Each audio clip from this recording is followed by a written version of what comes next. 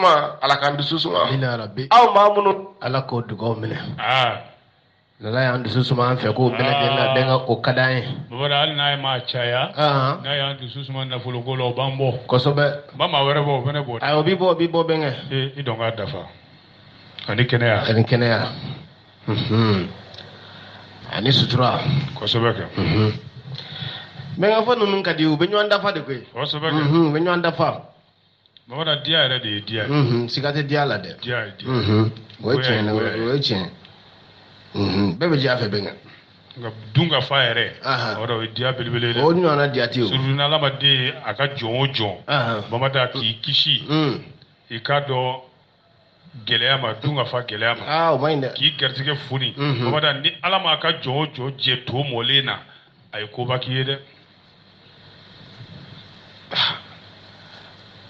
n'ala ka jɔn min fana t'a fɛ n'ala y'a karaba ka d'a ma ala fana kojugu ka ala ye karabali masa ye a ye kojugu k'a tigi la ala ye karabali masa ye i b'a sɔrɔ o de ka ɲi ma saba sɔrɔ de yɛlɛ bɛ ɲini ka tonton ɲangu fa ko fala bamakɛ mariko dɛ k'ale b'i layɛ quoi k'e ye tarawelela ka fu yɛrɛ de ye quoi ko maa b'i ba nin fɛn duman in na to a fa ye ko non c'est à dire mɔgɔ ma ne ka ko faamu bɛnkɛ ne ye tarawele c'est vrai mais ne ye filamuso den de ne ye lamɔna fulaw ni kɔrɔbɔrɔw de mais ale ko ne lamɔna fulaw ni kɔrɔbɔrɔw de bolo a furumuso i ba o ye tarawele de o ye tarawele ko n'a ye dɔgɔkun kɛ a ma to tobi siɲɛ fila ale fa la bamankɛ marukɔnɛ ka so dɔgɔkun kɔnɔ to siɲɛ fila abiriki n'a ma tobi ko kɔlɔnjɛbakaw de bɛ wuli ka taa kuma kɛ a bɛ ka ne ba tɔɔrɔ dɔrɔn délégation bɛ bɔ kɔlɔnjɛba a bɛ k'a tɔɲɔ dɔrɔn de bisimila attaqué bi tɛ foyi f'i ye k'an attaqué fo ka mɔgɔw bɔ a kalama marambilen tarawele maramukɔnɛ n'a ma to tobi siɲɛ fila dɔgɔkun kɔnɔ a ye falakaw bɛ délégation wuli ka taa u da don a kuma la u tatɔla bɛ ne yɛrɛ ta sikaso a ka taa ok bisimila bɛnkɛ an ka gosi ka taa sisan babara an kɔngɔ falen don bi dɛ dogodogonin fila bɛ n bolo siga t'a la ni ala ka jɛ ayiwa bisimila bɛnkɛ ko jɔn ye mali kɔkɔrɔma don dɛ mankan in kɔnɔ irisiw ok bɛnkɛ ka walawala ta e kan tɛ discours du représentant permanent de la fédération de Russie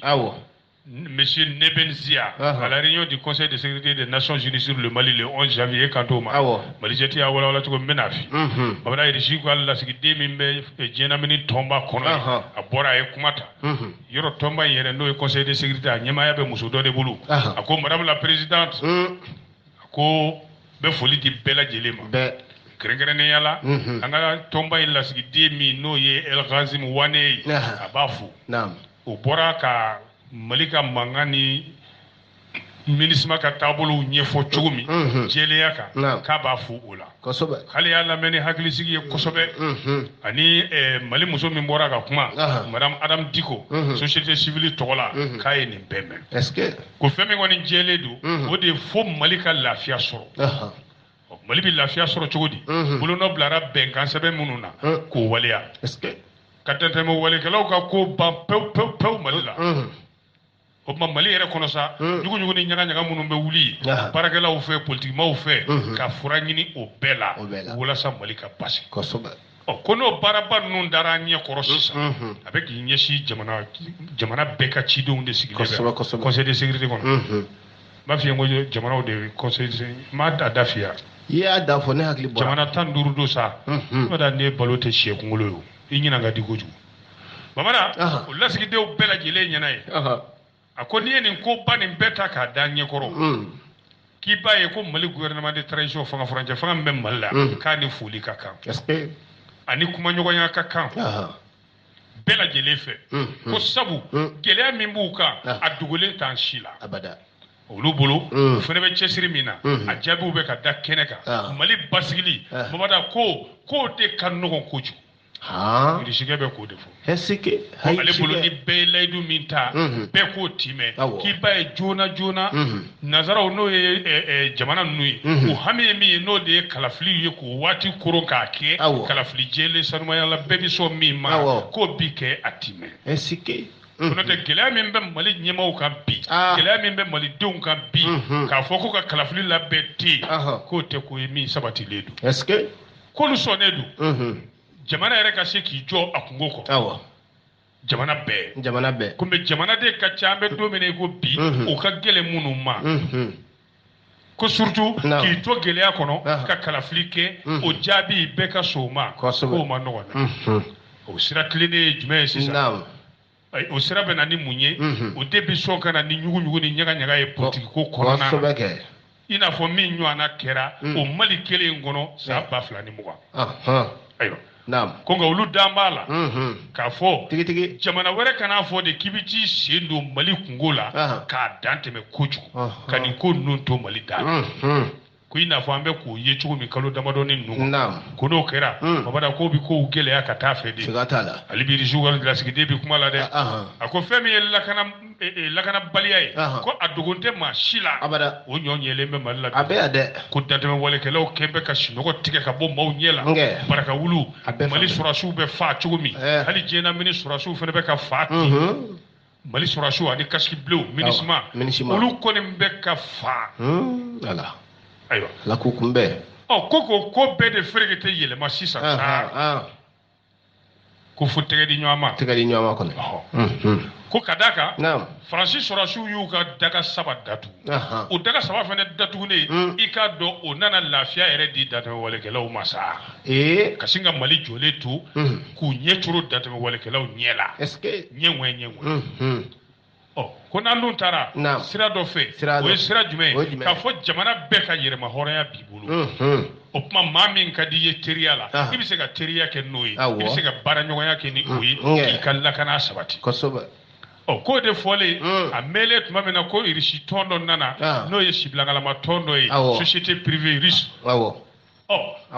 k'o na kɛ n k'u ka tɔn an ka taa ni ko an ka tɔn n ko bɛ taa Bamakɔ sisan an ka taa ka taa don a la miliyari 6 kalo kalo a tɛ den kelen ma n k'o bɛɛ de sara ye a mana tila cogo cogo ne nin yɔrɔ dɔgɔyalen ye miliyɔn 6 ye Babada k'o bɛna kɛ sanni kun 2 ye dɛ ko parce que o jɛkulu in a ɲɔgɔnna bi jamana caman na ko ye ko bɛɛ de t'i ta fɔ ko nka Mali ɲɛmaaw kɔni kɛlen ka fɛɛrɛ tigɛ fɛn min bɛ se ka basigi la na u ka jamana kɔnɔ ko u kan ka fo n'o de ye ko hali n'a sɔrɔ yecogow tɛ ka kɛ kelen a ko la ko nka i ka don waati min bɛ jamana in kɔnɔ bi n'o ye Mali k'u kana Mali to a yɛrɛ kungo bolo dɛ ko fɛn min ye ko hali ka dɛmɛw dɔgɔya sɔrɔ a si ko fan fɛ ka dɛmɛw dɔgɔya sɔrɔ ni nafolo ko fan fɛ ko nin bɛɛ lajɛlen bi Mali ka sɛgɛn tɔ juguya ko n'an tor'o la farafinna tile bi yan fanfɛ tɔnba in o kana ɲangiliw ta ka ɲɛsin jamana in ma jamana min bɛ gɛlɛya kɔnɔ kaban k'o bɛ ko tɔ de gɛlɛya k'a saba k'a banban kɛrɛtɛtɛ jamanadenw kan fɛn min ye lakana yɛrɛ yɔrɔ dɔrɔn ye o n'i y'a jate minɛ ko dugukolo in ka bon koyi Mali ka taa kɔrɔna ka na camancɛ la k'a ka bon dɛ a ka bon ye bonya de da o hukumu na ko tuma Maliyɛnw kɔni u ka hakɛ dɔ de don teri min ka d'u ye u k'o wele jɛɲɔgɔn min ka d'u ye k'u tɛgɛ d'o ma k'u ka lakana banban ko ni jamana min ko k'e b'o kuma in de kɔrɔma tigɛ sa k'o kɔni i ye dɔgɔmaya de ta ka Mali sɛgɛrɛ o kɔrɔ de i ye kodɔnbaliya de ta ka Mali sɛgɛrɛ Mali dun ye jamana ye min ka yɛrɛma hɔrɔnya a b'a bolo un état souverain k'o la sa diɲɛnamini tɔnba yɛrɛ u kan ka fɛɛrɛ bɛɛ kɛ u ka sɔrɔsi minnu bɛ yen n'o ye MINUSMA ye ni Mali sɔrɔsiw ka baara kɛ ɲɔgɔn fɛ u taara ci min na k'a ci k'a bayɛlɛma k'a kɛ basigi ci ye ko n'o tɛ u bɛ cɛsiri min na olu risiw b'o dɔn u b'o kalama fɛn min ye siyaw cɛ kɛlɛ ye ani ka sigiɲɔgɔnw ka sigida maaw k'olu lakana ko MINUSMA b'o baara min na olu y'u to risiw ɲɛ b'o la ko nka olu bolo fɛn min kɔni ye ka décision ta sa MINUSMA ka baara taabolo ka yɛlɛma ko diɲɛnamini tɔnba kan k'o de teliya ani MINUSMA yɛrɛ jama hakɛ ko k'o bɛɛ lajɛ ko nin bɛɛ de kan ka lajɛ yelen na ko wa Mali ɲɛmaaw ye nin bɛɛ de ye koyi o bɛɛ b'u ka dimi kɔnɔ ko nka maa si de tɛna i kungo cɛ ka taa bin nin jamana in kan jamana min n'a bɛ degun kɔnɔ degun min ni a surmonter a kɔ bɛ ka yɛlɛ surmonter k'i pan kunna degun min n'u tɛna se k'a latɛmɛ walima k'i pan kunna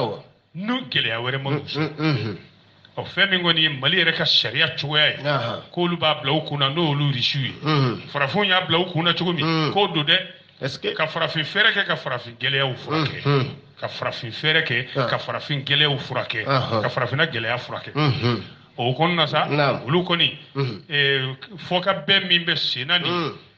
ko fɔka bɛn kɔnɔna la o kana kɛ sababu ye médiation o kana kɛ sababu ye maa wɛrɛ ka t'i ta ka ko wɛrɛ don o ko kɔnɔ k'olu ɲɛ yɛlɛnnen ɲɛ b'a la ɲɛ bɛ Mali la Irisiw ko ten Mali situation kɔni Mamadu k'a lakanani a jamana lamini bɛɛ de lakana ko sabu ni Mali degunna a lamini jamana in bɛɛ bi degun o ba degun dɛ olu min ye Irisiw ye sa ko k'olu kɔni labɛnnen don ka nin ko in lajɛ ji ɲama jɔnnen na ka bɔ ni fɛɛrɛw ye ka bɔ ni dɛmɛ siraw ye hali sɔrɔsi jɛkulu belebele min bɛ yen n'o ye force conjointe G5 Sahel olu bɛ se ka dɛmɛ so o ma cogo cogo diɲɛlamini tɔn fana ka wuli k'i jɔ ka dɛmɛ so olu b'u ŋaniya yira n'o ye Irisiw ye olu kɔni bɛna baara kɛ gɛrɛ ɲɔgɔnna yɛrɛ kɔnɔna ka gɛrɛ ɲɔgɔnna yɛrɛ kɔnɔ u ni Mali ka baara kɛ walasa Mali bɛ se ka basigi cogo o cogo Mali bɛ basigi wa jamana o jamana bɛ k'a lamini a bɛɛ bɛ basigi n bɔra kuma la a tiɲɛna a y'a bɛɛ lajɛlen da ɲɔgɔn kan a y'a bɛɛ fɔ ka sɔrɔ k'a fɔ n bɛ bɔ kuma la n bɛ bɔ kuma la ni jɔnni ka yamaru ye Irisiw yɛrɛ ye min danaya da min kan a ye kuma ɲini o fɛ o jɔn ye ko n bɔra kuma la a ka bɔra kuma na k'a Irisiw ye danaya da min kan n'o ka yamaru ye a ye kuma sara o ye ko karisa ne bɛ bɔ kuma la yɔrɔ n'i bɛ bɔ kuma la sa i b'a fɔ Mamada ne bɛ fili n bɛ bɔ kuma la yan m'o tigi tɔgɔ fɔ bon a tigi bɛ Irisiw tɔgɔ b'a la tɔgɔ nin ka jan koyi e k'a tɔgɔ fɔ tan a tɔgɔ fɔ tan Loranov Jakolov Kulubalov ko monsieur Loranov Jakolov Kulubalov Yazranice Kumon Yazranice Kumon donc bɛɛ kɛra Irisiw yɛrɛ de sisan Loranov Jakov Kulubalov Loranov Jakov Kulubalov Yazranice Kuman ni dafara Kumanov voilà Zranice Kumanov ko monsieur Loranov bɛɛ tɔgɔ ka jan kojugu voilà ni mɔgɔ yɛrɛ tɔgɔ jara ta wɛsɛrɛ yɛrɛ cili ma a bɛ gɛlɛya quoi parce que tɔgɔ ka jan quoi n b'a sɛbɛn k'a ci ma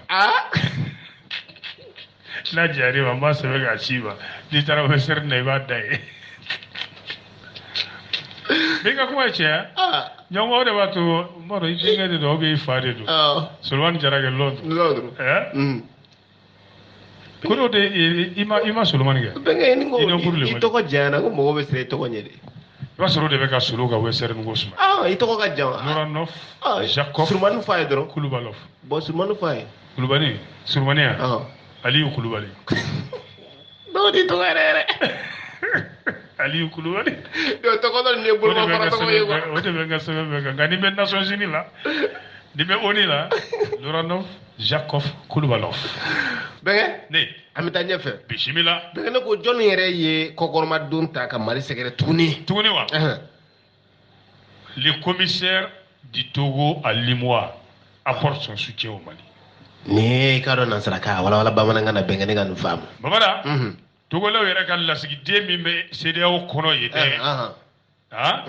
Togo tɔgɔla ye ale de y'a ka kɔkɔrɔma don ta ka Mali sɛgɛrɛ mais cogo di k'a bɛ Mali kɔkɔrɔma don n bɛna f'i ye o walawala presse Afrique ma dan yɔrɔ min ne bɛ dan yan i tɛ dan yan abada nin ye politique maaba de ye wa Mamada cɛ ye min kalan o de ye sɔrɔ kalan ye n'o ye macroéconomiste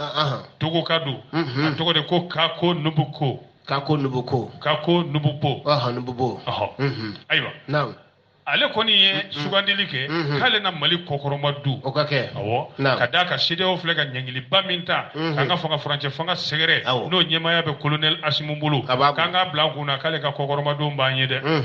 ko sabu Asimu y'i jɔ jɔyɔrɔ min na nin ye k'a y'i jɔ cɛfarin jɔyɔrɔ la dɛ awɔ togolɛ don han a ye nin de fɔ a ka bɔlɔlɔsira kan nka n tɛna da ye dɛ n tɛ da ye a ko malidenw ba yirawla ka fon tege baw bulu ga kokoroma dum baw yi yora gafe abe gafe bo abe to ga livre bo so ay gafe do rebo ko sortir la servitude monétaire à qui profite le CFA ayo livre do bo ko ka farafina bo munu be CFA dum ka bo CFA kono o ko CFA yere na fa bi joninga ayo livre bo est-ce que wala sa aka jate la ko sefa ngoni nana doro babara ka farafin munun be ay barake nay babara ka juru jawlu kana est-ce que aywa yoro kamale ministre korodo fene ma to fi wa ha awo go fendo anukubo iko ko kako nubupo kako nubupo oh nubupo ne ko yaga numbo kako nubupo te na ya ko amba numbo bo numuko ciedu no iba sura fitina man numbo to be boko kako numbo bo adela ga ministre to go awo ko nya sibega klela 2013 2015 wala sa pas de diplôme pele de be kamale bolo na folo bara ko jugula ama dayen goyi aka bololon sira fa ali bi akumana ako mali be gele mi ngono bi aka gele aka gele ya dandedu ko ma fura folo yesigi ka foyi ala ko do ngadi okay be ka nyanga digu na je be ka nyanga sila je e se ka mu bla e se ka yoro jumen bla c'est ça ko ya fura folo ayo naam okay na fo lume yere yi lu ya kuma ke chugu Allah farafina klibi ya fa fe bolo anna folo ko be jekulu mi bolo te imoya ko fana kan ko kele inde keni mali est-ce que o togole do de ya jabi nyada be ko mi mali kanu batola aka o bolo lo sira kelinga ko kamale ke yi dado kuma menani ke bi joro bla sisa sasa ko togo jamana kuntigi be wuli sisa ko be ni bo imoala sisa sasa kai jose mintani kola ibara o jabi chugo mi akoma ko kabiri mort ne peut plus mourir et n'a pas peur de couteau o korami ko basale ko te sa tuguni de ko wakano baga ni muru yego ko bashu ti sera murunye siga tola bashu kono se fa kanu ba do de ajabi afena o jabi ni abana bismillah benga ne asimi ye munefo jamana kuntiya malikola le président Asim tend la main à la CEDEAO o ye nansaraka wala ba mangana paparampa ko président Assimi Goïta be se ka fiye siye bakele nde minga usani nde be ali ere bala ne bala mamara kaya tege bo ka ashi CEDEAO ma o ga obina minesa o ta minesa wa anto do aywa ga liye Mali Express ta ka laje iba ya kono yoro fonyo ngon nana nga jamana ni CEDEAO cha ndama fo ba kuma ima kosobe avec le damado bo dogo do anda be kuma ina sa colonel Assimi Bora ayi mianga zana do de da CEDEAO mawi ako ko mate de yere ni na koliji bonyo envers il ne faut pas jeter le bébé avec l'eau du bain kwa na soro Assimi ngona ay chegele yake ki jo bieka ko nga makuma nyogo ya daso de o daso est-ce que naam wali na soro nyagilu ko ni tara ka nga jamana segere ako kuma nyogo ya daelele obe hali kala filigo kuma mi nu yo ku jose kam se ga kuma beka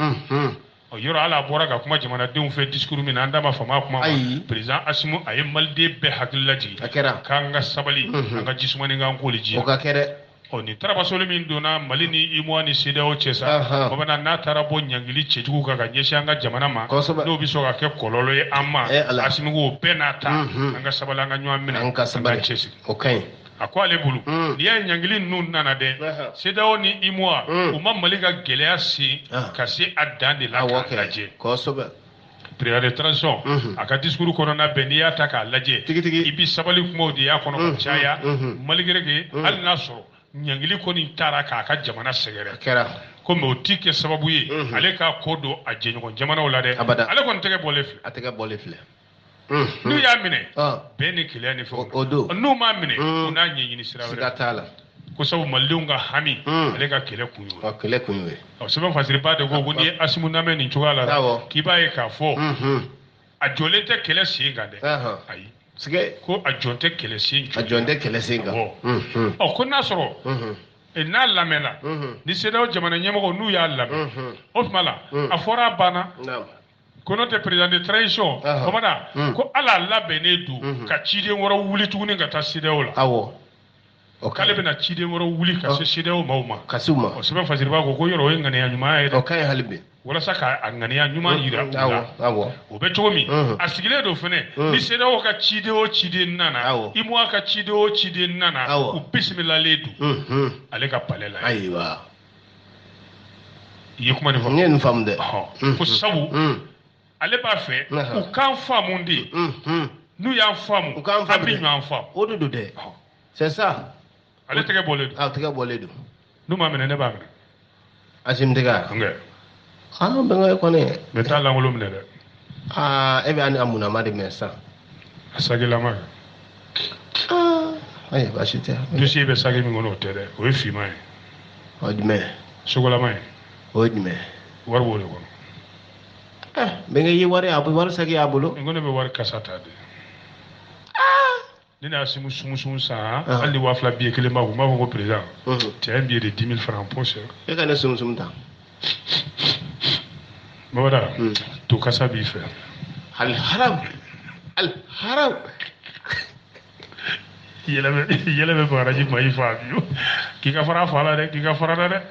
akole ka fara la bono de ko shewere ni na ligera ki ka dumuloti be ngam fara la kayla fara la pe ibi ja fama indorona ay kiki indoro ndoko ya doni nga soroche abada donc ma fille mai merci beaucoup yi daga yi ngoni ma de bon sita naka de panga ta robe na ida pagi bi kono mo fuita aywa lay pay pagi bi ok ma bangi kono kata so ok ma sagi dala redu o belanko gadi e anni tara magoro nga sule siri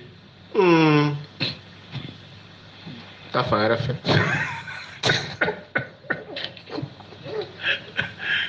digara magoro nga sireri bi ko ite banawa malde be ba alu tenga warfa go ay magoro kamera gale do male ko dal dadi magoro tebe alega manda ga baga mali chetto de chuganna be doni dugo ngono biyo sigata la bege bismillah bege ne joni biso halibi de mali ko nay mali keleli la français ke emuna joni chesire le mali keleli la ni bela ni français te la France à la manœuvre toujours quoi les français bi sont de couilles OK café ni wala les reporters baro tomba flan nunga tonsigi no imwani CEDEAO mamada jaja amake kunfe couille ko labé ne do abi wati e de mandigi do dogo ni ngono ko jombi so angata mamada ko amake kunfe de sige ko sigi kun kembe aka mena ibado ni koy kolokolo la tumajme foka tase CEDEAO ni imwa ka tonsigi ma janvier kalo kile kono to tene fuyu tege di nyama ka mali nyangi go chejugu la wa babada naam akara chugodi ko damina na be wati bo okay benge ni uyanyangi ko foyde ti fere sani fere ti temani CEDEAO jamana shiche fona bora dunga faula ani ka do docteur minaw ani furaw e ka do olu dron taji nu ani je banajugu in keleli minaw no covid ani taji ani courant minan nu dron de bi se ka do mali to ko be nafolo ka o kera glacier est-ce que bisaw ni imwa bisago be bangila dromete sorola aywa ye mali simbo ali deme ti ke mali nafulu kula ka bo CEDEAO ka bangi belebele fla wera la tu BCD BDC and BOAD BOAD o be akila jigi ngorogela moro kone l'actuel ministre de l'environnement 23 ans directeur des opérations à la BOAD nganadu moro kone monsieur le ministre be foli daba kasuba babara naam o nyangeli nu kube ubambane na twanga de awo halebi kanga na fogo binisini ko do kuyi ku ni dabala bamba bangandi est-ce que ko me abise ka ko ba wuli doni a wuli chogo doni fene o ya sura fene be ka tawulu ka sira fe doni no de kala fili ko nuyi no ni so diara anga tabulu la ko tiliya chogo la u fene bi tiliya ka nyangili nuuli aywa onga beba do ka fo nyangili nu mana ta sina babara bi jamana yugu de aba yugu na jamana yugu abe mali sigi yugu jamana chama fana yugu abu yugu ibado ja ninkoi a dan t'o dɔrɔn ye dɛ ayi ko CEDEAO ye mun wɛrɛ fɛɛrɛ tigɛ k'u n'u ka sɔrɔdasiw labɛn yɔrɔ sɔrɔdasi jɛkulu dɔ b'u bolo awɔ o de force en entente force en attente de quoi d'intervenir kɛ k'olu labɛnnen don ka jigin terrain kan cogo bɛɛ la ka jigin an ka terrain kan yan an ka jamana kɔnɔ yan e m'o sariya signé CEDEAO la tu as signé ça sike ayiwa o la sa Mamada ja nin ko in labɛnna kabini don min na Sogɛli ko Faransi cun avion kɔnɔ ka bɔ n'ale k'an to a kɔnɔ an tɛ se avion bolo ni septembre tɛmɛnen ko kabini o kɛra nin fɛɛrɛw de siri n'u ye nin fɛɛrɛw sigi sen kan o kɛra sababu ye Mamada fo irisiw donna Tumutu bi militaire riche au Mali Babara u y'u ka yɛrɛkɛli daminɛ sa dɛ u ye terrain minɛni daminɛ o de b'a to an bɛ don min na i ko bi ja an ka sɔrɔsiw bɛ ka tarabasoli min da dantɛmɛ walekɛlaw kan Babara ko irisiw sera yen k'an ka yɔrɔ caman de bɛ yen minnu kun minɛnen don dantɛmɛ walekɛlaw fɛ ko bi ko siran bolo yɛlɛmana n'a sɔrɔ anw de tun bɛ siran fɔlɔ ko dantɛmɛ walekɛlaw de sirannen don bi an bɛ bravo k'aw ye ko sabu Mali sɔrɔsiw u bɛ yaala yaala de la Mali sigida la minnu kun ka kalan an ye seereya dɔw yɛrɛ sɔrɔ dɔgɔnɔ jamana na ani office du Niger kɔnɔna ninnu na yen Babada k'olu bolo dɛ ko nin y'u dɔgɔkun 3 de olu tɛ marifatigi yɛrɛ tɛmɛtɔ ye tuguni ayiwa o kɔnɔna de la sa Tumutukaw ko k'olu fana irisi camanba den sɔrɔsiw ye olu y'o ye k'olu donna Tumutu an da ma faamu an b'aw sɔrɔsiw fo k'u barikada nka aw kan ka fo dɛ n'i kan ka fo e yɛrɛ ka jala bɔra ne kɔnɔ ne ka jala ok directeur radio Royal FM Sikaso ko ni ko yɛrɛ ko b'i kɔnɔ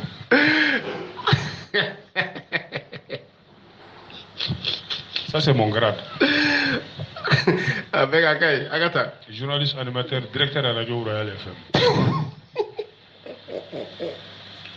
directeur min ni dɛmɛ ka kan directeur sans salaire a ka dɛmɛ bɛɛ ka siga t'o la bɛnkɛ ne ko mun de tun bɛ Mali ni Tunisie ka match arbitre na yan an ka so ma dogorogoni mun dogolen yera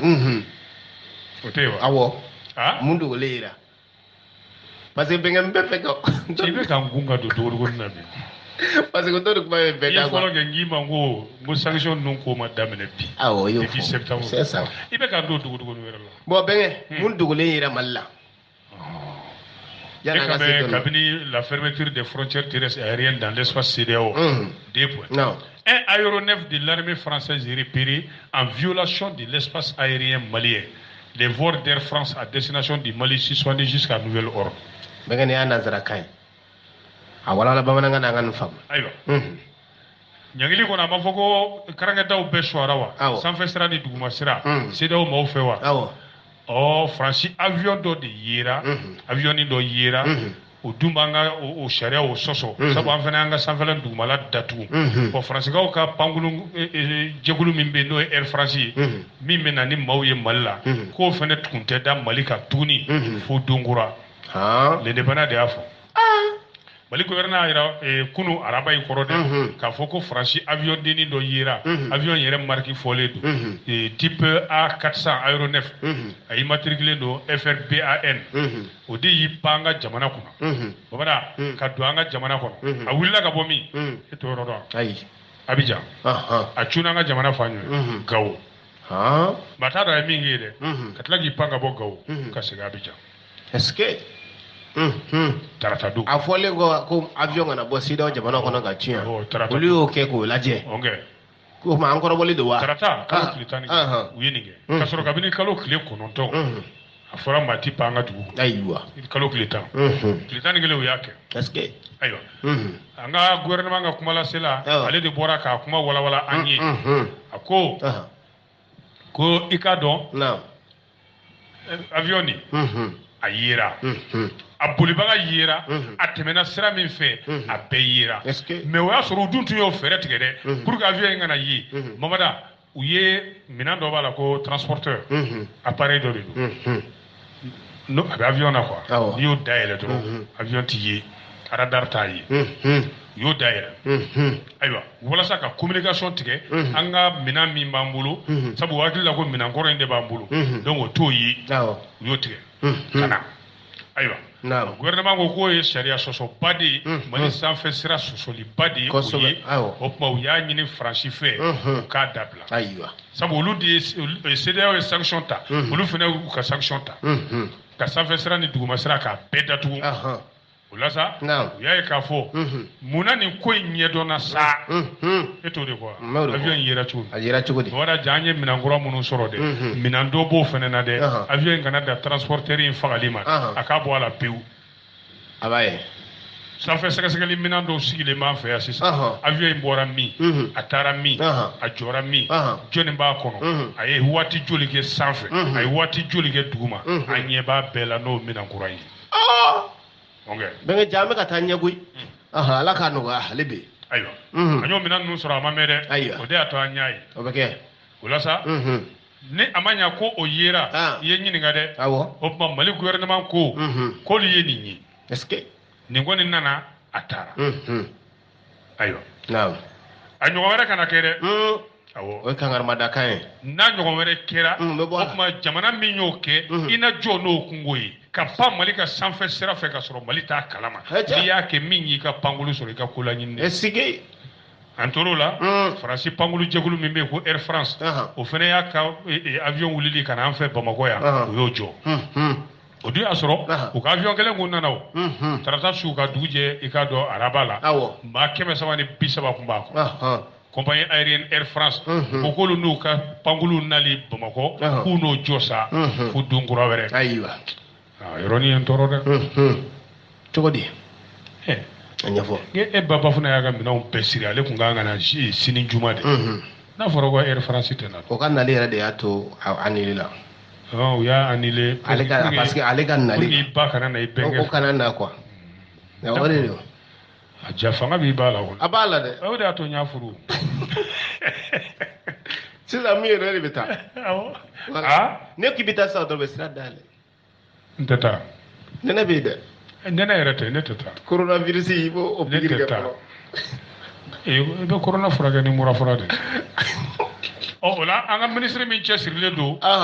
bolifɛn kow la o de bɔra ka décision in fɔ ko Faransi ye nin cun an ka cogo min na k'a fɔ ko Air France ka pankolow tɛ na ka sɔrɔ n'a ma sigi ka kuma an to tun bɛn n'a kan k'a fɔ an k'o yɔrɔw bɔ a la ko n'a ma ɲɛ u y'o kɛ fo tarata kalo tile 11 tɛmɛnen ka girin ka nin ko in kɛ ten u dun tun y'u ka taama siraw bɛɛ lajɛlen fɔ an ka ministre so ye u bɛn n'o bɛɛ kan ka tila ka n'o bɔ a ma sisan k'an y'o fana mɛn basi tɛ jɔn y'a fasiri Musa Bilali Sidibe bɛn a bɛ ɲa o indépendant bisimila hali bi ala ka hakili ɲuman di ka da ɲuman don a kow la nin bɛɛ bɛ lakalita bɔ don nataw la kosɛbɛ bisimila bɛnkɛ ne n bɛ ka n perese nɔfɛ min na kɛ ko kunun e ma kunun match ni Mali ni Tunisie mais mun de tun b'ale vitrine na ka match file fiyɛ ka sɔrɔ match ma ban fo siɲɛ fila a bɛnkɛ nin kɔni dabaliban bɛ bɛɛ de la o tuma a kɛra cogo a bɛ kɔrɔ a kun minen tɛ dɛ parce que maa ninnu filɛ nin bɛ min dɛ bamanan cɛ tɛ bɔ n'i ye wo kɔnɔ sa funteni bɛ na cogo na bɛɛ ka dɔɔnin kɛ sa a ka dɔɔnin kɛ wo kɔnɔ i b'a dɔn caman t'a kun dɔn mun ye arbitre in bila ka nin kɛ awɔ caman de bɛ k'i ɲininka bɛnkɛ ko o de kuma bɛ yen dɔw ko yɛrɛ ko ɲankuma a ye sisi jugu in ta ou bien a ye furakisɛ ta bamanan o si tɛ jɔn don n b'a kun f'i ye sisan hali sisan Dado Sila tun t'a kun a t'a dɔn et quand l'arbitre de Tunisie Mali il aurait été victime d'une insolation o kɔrɔ ye mun ye n bɛn'o de f'i ye todunkan na bamanankan bamanan Mali ni Tunisie ka tolaci min kɛra kunun a jaratigɛba n'o y'a file fiyɛ ye jaa ko tile de juguyara file fiyɛ ma fo k'a hakili wuli tile insolation tile yɛlɛko tɛ koyi mais cogo di Mali tɛ farafin yan farafinw tɛ kelen a bɛ bɔ jamana min na i b'o de la a bɛ bɔ jamana jumɛn na Zambi ka de Zambi filɛ Kenya filɛ Rwanda ninnu bamanan olu bɛ kulu sanfɛ n'u jiginna ka na Mali yan fan fɛ ou bien Sénégal Laginɛ u ninakili a bɛ sumaya a bɛ teliya kojugu teliya kojugu ninakili bɛ teliya c'est comme n'an ka maaw bɔra ka taa Zambie ou bien Kenya i ka ninakili cogo a bɛ yɛlɛma awɔ e t'o dɔn sa e m'o kalanw kɛ ça tu n'as pas fait les régulations cardiaques non ne m'o kɛ bɛnkɛ moi je suis professeur en cardiologie sa spécialité de l'unité de Zambie à Lusaka après 7 ans donc e dɔgɔtɔrɔ de y'o la kɛ doctorat professeur kana dɔ bɔ n ka jala la le professeur je suis professeur ouais d'études géographiques cardiovasculaires cardio masculin tɛ sa o ye cɛ ye Mamada ja ko tile de ye arbitre gosi fo k'a ɲɛnamini ka air changer a ɲɛkɔrɔ ɲi tɛ bɔ ɲuman na dɛ ɲini saba ka bɔ dogodogoni kɔnɔ i b'a dɔn kunu araba wulakile yɛrɛ la Mali ni Tunisie ye ɲɔgɔn sɔrɔ tolaci la o kun ye Mali bɔko fɔlɔ ni Tunisie bɔko fɔlɔ ye cɛkɛnɛ in kɛ sa ko dɔ de kɛra ye Mamada min ɲɔgɔnna ma deli ka kɛ n'a barila bɛɛ la balontan in yɛrɛ ye tolaci in jaratigɛba n'o ye a filifiyɛ ye a bɛ bɔ dugu min na o de ye Zambie ye i b'a tɔgɔ dɔn wa Isu Fofana ne bɛnkɛ fu Zambie Isu Sise Zambie ale ɲɛnamina ka bi ta malien et puis Kaiga bɛnkɛ tɛ se ka bi non tile tɛ se k'o bi dɔ yɛrɛ fɔ safuru les Zambiens a tɔgɔ ko Gianni Sikazui Gianni Sikazui a tɔgɔ o de Gianni Sikazui est-ce que Babada a ye nin ɲɔgɔn na tolaci Coupe d'Afrique a y'a siɲɛ 6 de file fiyɛ kɛ a ye Coupe du Monde 1 fɛnɛ file fiyɛ kɛ a tora tola de fiyɛli la sa tile nana gasi yɔrɔ funteni bɛ Cameroun bi a ka bɔ hakili ma ballon tɔ ye minute 5 ye a kɛra ale ɲɛna k'a dafara a ye file fiyɛ mɔgɔw ko ko montre la k'i fili la dɛ a ka sɔrɔ ka montre la a ko k'a ye na a ma ban ja a kɔrɔtɔlen don a ka ban tile bɛ k'a gasi a y'i to la tuguni ntola tɔ tolen a tɛ minute 1 yɛrɛ bɔ ntola tɔ tolen sangaɲɛ fitinin a tila ka file fiyɛ tuguni ko Zeyina kɔni a banna fɛn tɛ fara a kan yɛrɛ n'o ye temps additionnel ye a m'o si fara non seulement waati 90 minutes o ma dafa temps additionnel fara n kan o fɛnɛ ma se o ma fara a ko ballon banna Tunisikaw de dimina o la sa o dun y'a sɔrɔ an ka kelen b'olu la o jigitigɛ min b'olu n'o sɔnja min b'olu la olu dimina dɛ u ye ɲɔgɔn cɛ ka jigi sa dogodogoni kɔnɔ u ka labɛn yɔrɔ in na ye n'o ye vestiaire u ma don ye wa k'a ko ɲɛɲini farafinna tolaci ko ɲɛnabɔ tɔnba n'o ye kafu ye olu ko a tɔ bɛ lase de Mamada arbitre do vestiaire kɔnɔ ye a n'a ka bɔ ka bin fo min teliyara u y'a cɛ direct dɔgɔtɔrɔso la tile fɛ tile y'a dasili min kɛ a ninakili nana teliya Jawuda tun b'a k'a teliya k'a bila pour que u ka taa n'a ye dɔgɔtɔrɔso la Allah i ye kuma de fɔ nka ntolaci in yɛrɛ a kolokolobaw olu y'a ye k'a fɔ u y'a ɲini mun de y'a sɔrɔ bon arbitre in fɛnɛ munna maaw kuma an tun t'a dɔn mais minnu y'a bila la olu b'a dɔn i ye kuma nin fɔ n y'a faamuya olu ko kamalen a delila ka tola dɔ fiyɛ siga kɛra a la yuruguyurugu yɛrɛ la o ko la dɛ awɔ 2018 a ye Angola ka match dɔ fiyɛ ko yuruguyurugu kasa mɛnna a fɛ o la arbitre n'o ye filifiyɛlaw ka ɲɛmaaba min yɛrɛ bɛ tɔn kɔnɔ ye kafu kɔnɔ ye i b'o tɔgɔ dɔn wa Esam Abdel Fattah o y'a yira k'a fɔ ko journaliste dɔ tun bɛ kɛnɛ kan ye ko Gianni Kipwezi arbitre in yɛrɛ Gianni Sikazui Gianni Sikazui kojugu kɛ ko tile de y'a gosi tile de juguyara ma donc arbitre di o de y'a bila ka fiyɛ ka sɔrɔ match ban siɲɛ 2 ka sɔrɔ match ban a ɲɛna a ni bɛna tigɛ ninakili bɛ ka firiki k'a jiginna dɔrɔn u taara n'a ye dɔgɔtɔrɔso la ka arbitre wɛrɛ bila a nɔ la o nɔgɔni na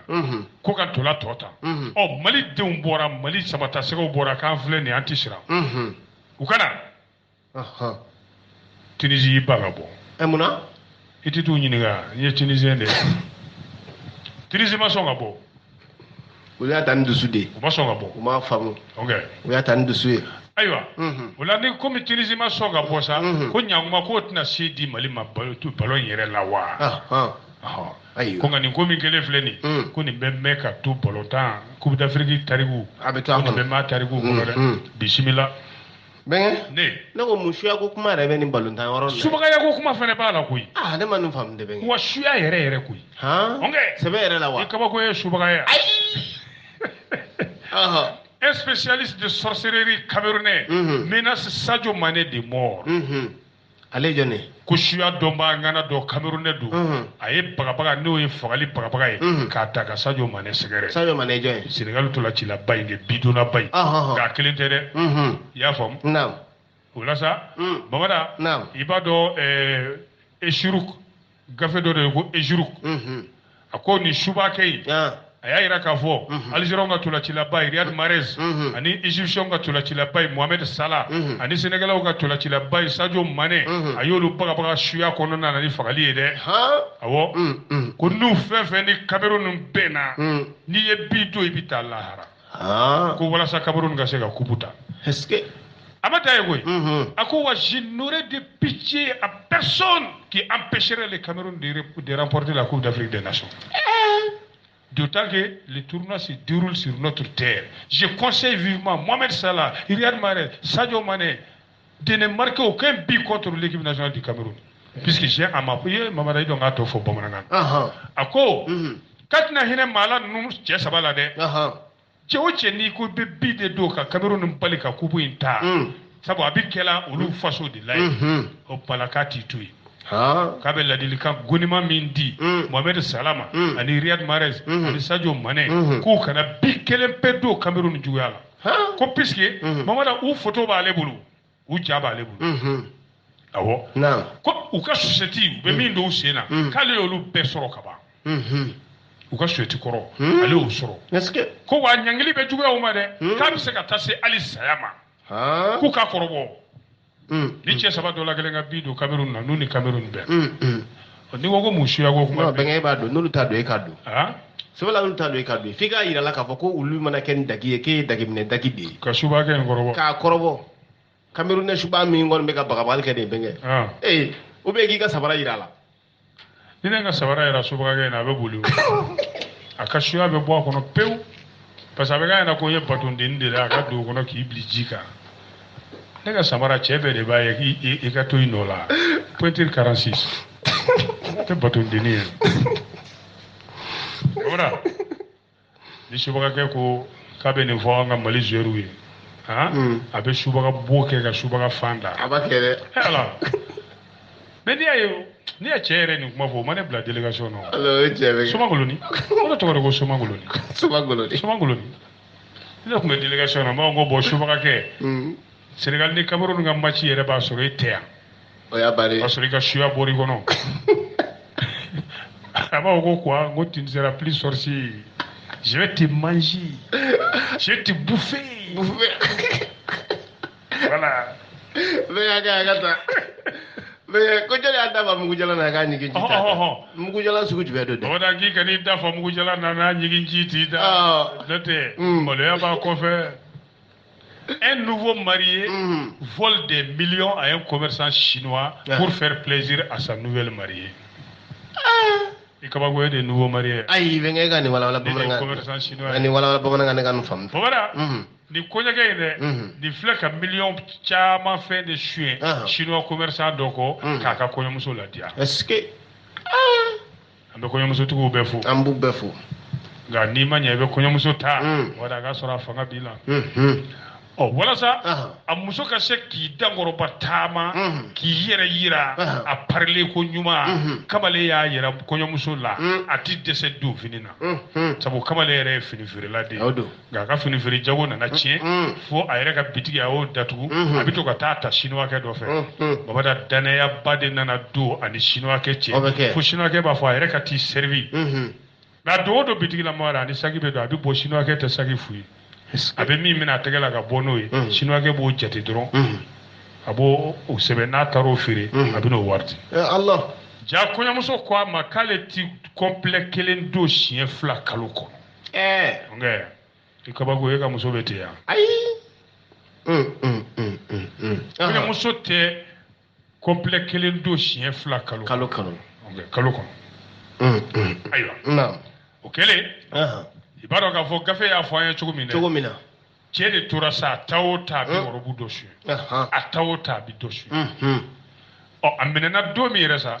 baarakɛla dɔ de y'a fɔ sinuwakɛ ye ko k'e dan bɛ kamalen in na k'i t'i ɲɛ jɔ a la k'a ni saki bɛ don a ni saki bɛ bɔ e tɛ saki lajɛ sinuwakɛ ko k'i se hawsi sisan hawsi o kɔrɔ